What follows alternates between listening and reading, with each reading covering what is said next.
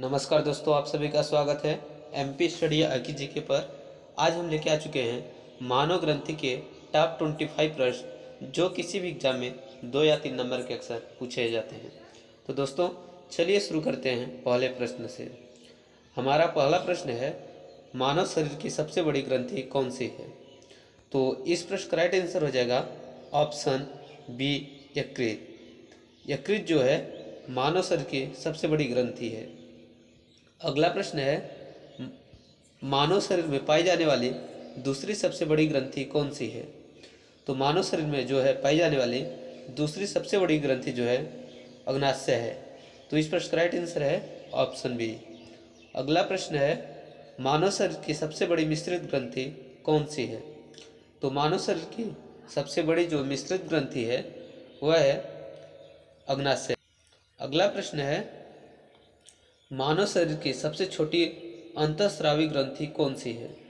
तो इस प्रश्न का राइट आंसर है जो है पीयूष ग्रंथि, जिसे कि पिट्यूटरी ग्रंथि भी कहते हैं। अगला प्रश्न है, पीयूष ग्रंथि शरीर में किस स्थान पर स्थित होती है? तो पीयूष ग्रंथि जो है शरीर में मस्तिष्क में होती है। कहाँ होती है? मस्तिष्क में। अगला प्रश्न है, दुग्धजनक हार्मोन कहाँ से स्रावित होता है? तो दुग्धजनक जो हार्मोन है पीयूष ग्रंथि से स्रावित होती है। तो इस प्रश्न का राइट आंसर है ऑप्शन डी। अगला प्रश्न है, सिग्मोइड कोलन किसका भाग है? तो सिग्मोइड कोलन जो है बड़ी आंत का भाग है।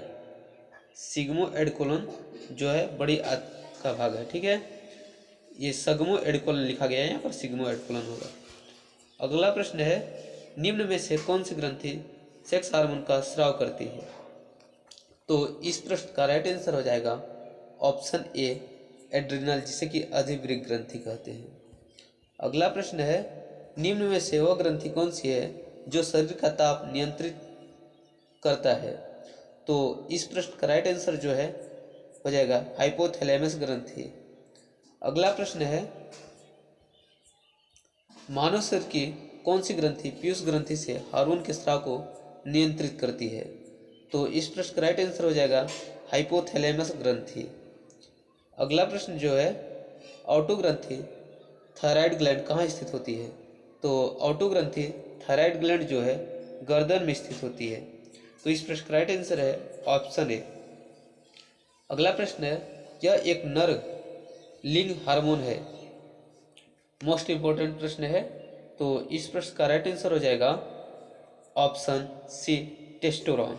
ठीक है, नर हार्मोन है। अगला प्रश्न है, मानव त्वचा को रंग देने वाला वर्णक क्या है? तो मानव त्वचा को रंग देने वाला वर्णक जो है मेलानिन है। तो इस प्रश्न का राइट आंसर है ऑप्शन ए। अगला प्रश्न है, इंसुलिन कहाँ से स्रावित होता है? तो इंसुलिन जो है आपका स्रावित होता है अग्नाशय से। तो इस प्रश्न का राइट आंसर है ऑप्शन ए। अगला प्रश्न है, इंसुलिन क्या है? तो इंसुलिन जो है एक हार्मोन है। तो इस प्रश्न का राइट आंसर है ऑप्शन बी। अगला प्रश्न है, मानव शरीर में कौन सी ग्रंथि ऐसी है जिसका संबंध उत्तेजना से है? तो इस प्रश्न का राइट आंसर है ऑप्शन सी, अधिवृक्क ग्रंथि। अगला प्रश्न है, आपातकालीन हार्मोन निम्न में से किसे कहते हैं? तो इस प्रश्न का राइट आंसर हो जाएगा जो है एड्रिनल को।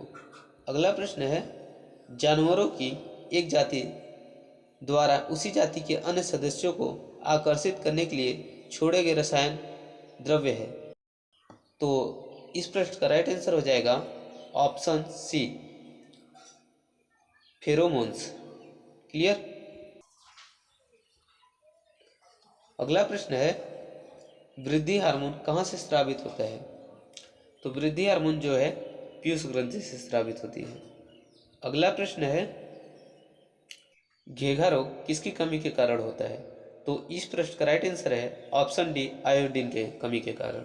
अगला प्रश्न है, थाइमस ग्रंथि द्वारा निर्मित हार्मोन का क्या नाम है?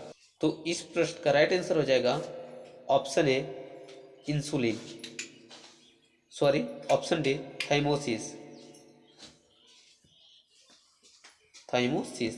अगला प्रश्न है, इंसुलिन की खोज किस वैज्ञानिक ने की थी? तो इंसुलिन की खोज जो है बेडिंग और बेस्ट ने की थी। मोस्ट इम्पोर्टेंट प्रश्न है, इंसुलिन की खोज किस वैज्ञानिक ने की थी? अगला प्रश्न है, भोजन में जहर देकर मारे गए व्यक्ति की मृत्यु की जांच के लिए कौन सा अंग महत्वपूर्ण सुराग होता है? ये सेल्फ नॉलेज के लिए और एग्जाम के लिए भी मोस्ट इम्पोर्टेंट प्रश्न है। तो इस प्रश्न का राइट आंसर हो जाएगा ऑप्शन सी, यकृत और जिगर। यकृत जिगर वही है, ठीक है। तो इस प्रश्न का राइट आंसर है ऑप्शन सी। अगला प्रश्न है, 28 दिन के मानवीय मासिक चक्र में अंडोत्सर्ग कितने दिनों में होता है? तो इस प्रश्न का राइट आंसर हो जाएगा ऑप्शन सी, 14वें दिन में। अगला प्रश्न है, अग्नाशय की बीटा कोशिका क्या बनाती है? तो अग्नाशय की बीटा कोशिका जो है इंसुलिन बनाती है। तो इस प्रश्न का राइट आंसर है ऑप्शन सी। तो दोस्तों कुछ इस तरह से हमने 25 क्वेश्चन को कंप्लीट कराया।